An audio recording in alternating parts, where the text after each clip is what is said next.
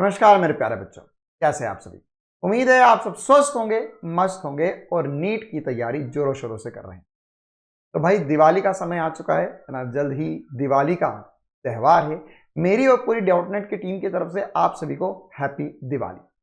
और ये जो वीडियो है सर, ये दिवाली और इस वीडियो का कोई रिलेशन है क्या? बिल्कुल। जैसे जैसे हम नीट की तैयारी करते हैं या जब दिवाली का समय आने लगता है तो बहुत सारे ऐसे बच्चे होते हैं जिनके मन में घबराहट सी होने लग जाती है कि सर मैं बढ़िया तरीके से नीट के लिए पढ़ रहा हूं, लेकिन क्या मेरा सिलेक्शन होगा या नहीं होगा। सर हमें मोटिवेशन की जरूरत पड़ती है। या दूसरे प्रकार के वो बच्चे होते हैं जो अभी सोच रहे हैं कि क्या मैं नीट की तैयारी कर लूं, अभी क्या मुझे नीट की तैयारी करना चाहिए, क्या मैं लेट हो चुका हूं, या क्या मैं अभी भी फिजिक्स में 180 मार्क्स 180 आउट ऑफ 180 स्कोर कर सकता हूं, हाँ या ना। तो इस वीडियो में मैं आपका अपना शुभम पालीवाल एसपी सर आपको एक बहुत इंपॉर्टेंट गाइडेंस प्रोवाइड करूंगा मैं।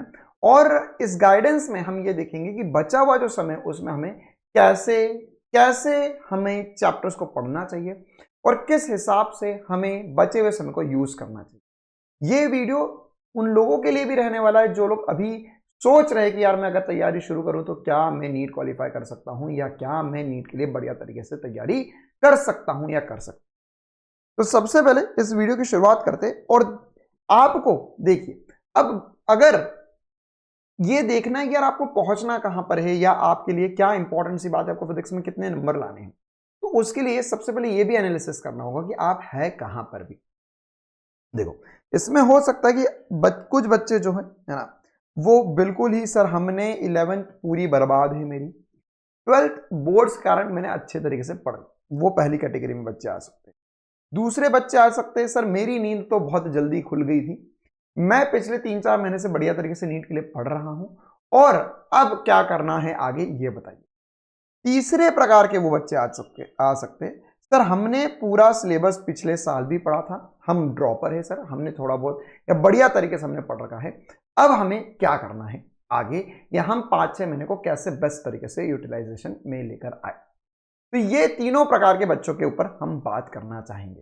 तो सबसे पहले तो आपको ये देखना होगा कि आप कहां पर है ना, और उस बात को कबूल करना होगा ना, उस बात को आपको मानना होगा कि यार अगर मैं इतना पीछे रह गया, जैसे फर्स्ट कैटेगरी वाले बच्चों की बात करते हैं हम। तो फर्स्ट कैटेगरी में वो बच्चे जिन्होंने अभी तैयारी शुरू करनी है, तो पहले तो ये बात समझो कि आपने अभी तक क्यों नहीं पढ़ना शुरू किया, या अभी तक आप क्या कर रहे थे, क्योंकि आपको ये पता होना चाहिए ना यार कि आपकी क्या गलती है, तभी तो उसको सुधार पाओगे। तो अगर आपको पता है कि यार सर मैंने है ना इधर उधर फालतू की बातों में समय बर्बाद किया, मैंने सोशल मीडिया पे बहुत समय बर्बाद किया, सर मैं पढ़ता तो था लेकिन मन लगा कर नहीं पढ़ता था, कंटिन्यूटी नहीं रहती थी मेरे पढ़ाई करने में, मैंने पहले भी सोचा था नीट के लिए पढ़ने के लिए लेकिन मैं किसी कारणवश पीछे रह गया, तो वो कारण सबको पता अपना होना चाहिए।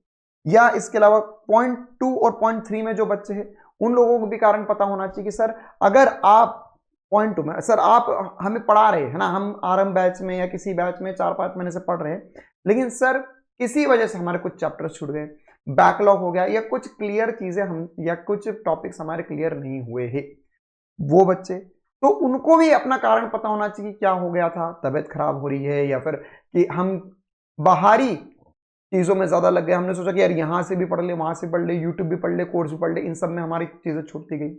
और तीसरी कैटेगरी के बच्चे जिनको हमने काफी बार बताया कि आपको यह पता होना चाहिए आपका सिलेक्शन क्यों नहीं हुआ पिछली बार।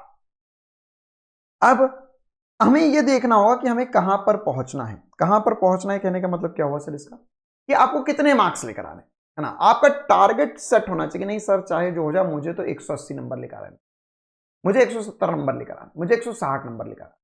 जो भी आपका टारगेट है उसे सेट करो, एक पेपर पे लिख लो और उसे जहां पढ़ते हो वहां सामने लगा दो, ये मेरा टारगेट है। अब इसमें सबसे इंपॉर्टेंट सी बात, कुछ बच्चे ऐसे होंगे जिनके ऑलरेडी 100-120 नंबर आ रहे होंगे, कुछ बच्चे होंगे जैसे मैंने कैटेगरी 1 2 3 4 1 2 3 बताई, इसी हिसाब से इनके मार्क्स भी आ रहे होंगे भी करंट टेस्ट वगैरह में, या आपने अगर कहीं से पढ़ाई करी तो वहां पे इतने मार्क्स आ रहे होंगे आपके, कितने भी मार्क्स, जैसे हो सकता है किसी के 40 आ रहे हो, किसी के 80 आ रहे हो, किसी के 100 आ रहे हो, किसी के 120 आ रहे हो। तो देखो यार एक छोटी सी बात मैं बोलना चाहूंगा आप सभी को कि 120-130 नंबर तक पहुंचना बहुत आसान होता है, या आप अगर बिल्कुल बेसिक कंसेप्ट अच्छे से कर लो, क्वेश्चन अच्छे से प्रैक्टिस कर लो, तो आप आराम से 120-130 नंबर तक पहुंच सकते हो, इसमें कोई दिक्कत वाली बात, कोई दो राय वाली बात। लेकिन उसके आगे का सफर थोड़ा मुश्किल होता है, उसमें आपको उतनी ही मेहनत है ना। आप ऐसे समझो कि आपको अगर 130 नंबर आ रहे, 130 से 140 करना है, 150 करना है, तो आपको उतनी ही मेहनत करनी है जितनी आपने 0 से 120 में करी थी। हर 10-10 नंबर पे कंपटीशन बढ़ता जाएगा और हर 10-10 नंबर बढ़ाने के लिए मेहनत ज्यादा लगेगी। तो आपको तैयार रहना उस प्रकार की मेहनत करने के लिए। अब सर ये सब कुछ हमें करना कैसे होगा, क्या मास्टर प्लान है? तो देखिए, आपके पास अभी मोटा माटी तौर पे 200 दिन बचे हुए है ना। मैं उन लोगों के लिए बात कर रहा हूं, स्पेशली अब जिन लोगों ने अभी तक तैयारी शुरू नहीं करी है। तो आपके पास मोटा माटी तौर पे 200 दिन बचे हुए बेटा।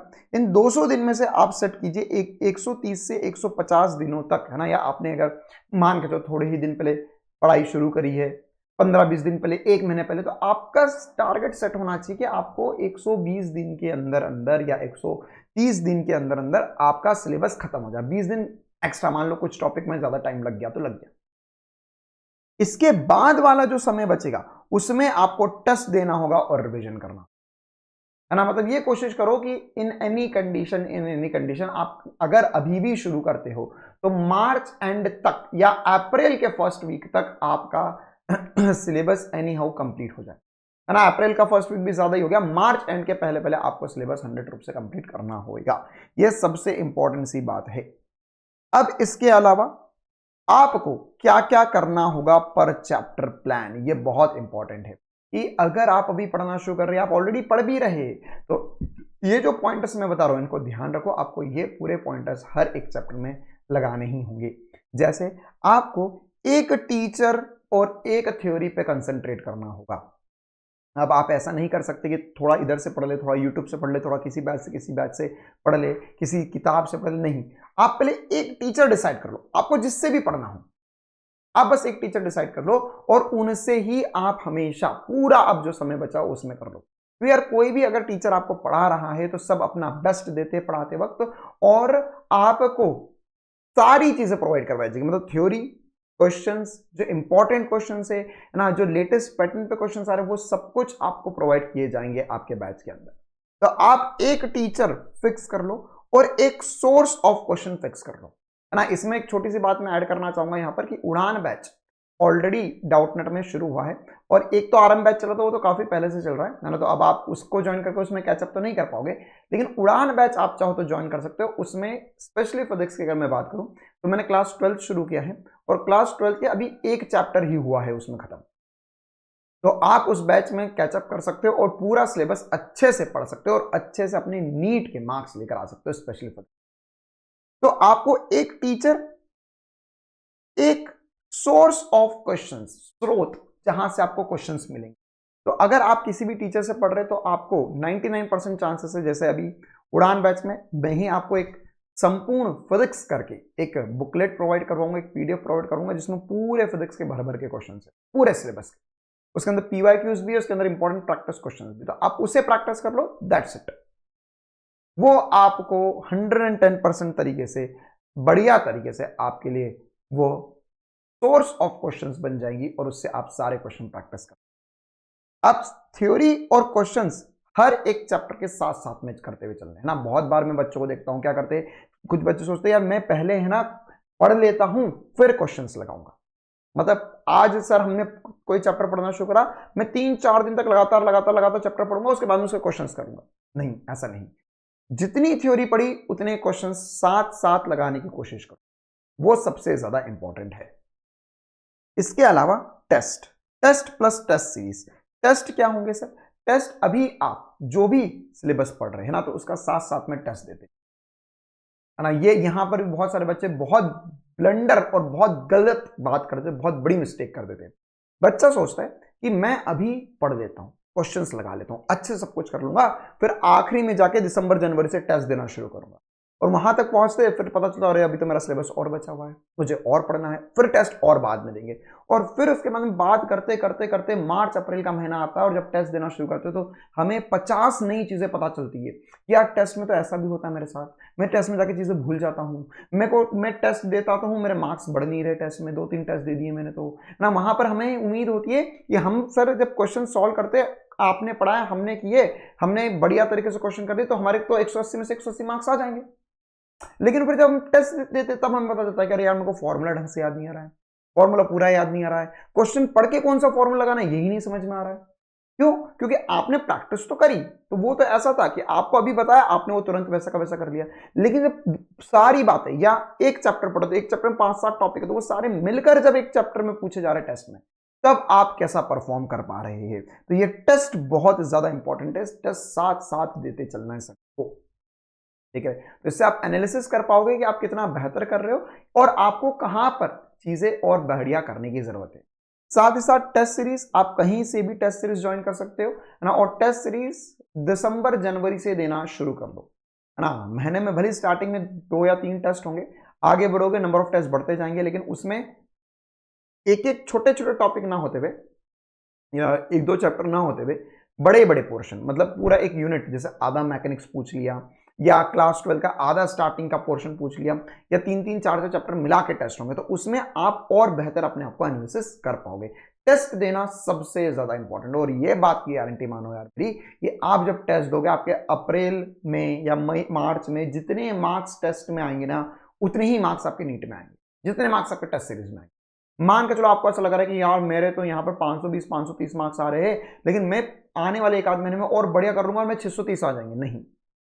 इतना मान के चलो कि ये हर टेस्ट जो आप दो उसको ऐसे सोचो यार मेरा नीट का एग्जाम है, ये मेरा नीट का एग्जाम है, मुझे इसको अच्छे से दे। इसके अलावा एनसीईआरटी, एनसीईआरटी भी आपको बढ़िया तरीके से फॉलोअप करनी होगी। सर एनसीईआरटी, फिजिक्स की एनसीईआरटी पढ़ने की जरूरत है क्या? क्या मेरे को लाइन बाय लाइन पढ़ना है बायो जैसे? नहीं, फिजिक्स की एनसीईआरटी आपको लाइन बाय लाइन नहीं पढ़ना है। फिजिक्स की एनसीईआरटी में आपको क्या क्या करना होता है ना, जैसे अभी अगर आज से 4-5 साल पहले बात करें तो एनसीईआरटी नहीं पढ़ने की आवश्यकता हो, लेकिन अभी मैं पिछले 2-3 सालों को देखूं तो असर्शन रीजन जो पहले एम्स पूछे जाते थे वो अब नीट में भी आने लग गए हैं, और थ्योरेटिकल क्वेश्चंस भी आने लग गए, कुछ न्यूमेरिकल्स भी आ रहे, और ये डायरेक्ट एनसीईआरटी से, जैसा एनसीईआरटी में लिखा हुआ वैसा का वैसा उठ के आपको मिल जाएगा। तो इसके लिए आपको क्या करना होगा? इसके लिए आपको एनसीईआरटी की बुक को कहां कहां पढ़ना होगा और कब पढ़ना होगा। तो एनसीईआरटी की बुक में आपको लाइन बाय लाइन पढ़ने की जरूरत नहीं है। आप लास्ट के 2 महीने जो होंगे, लास्ट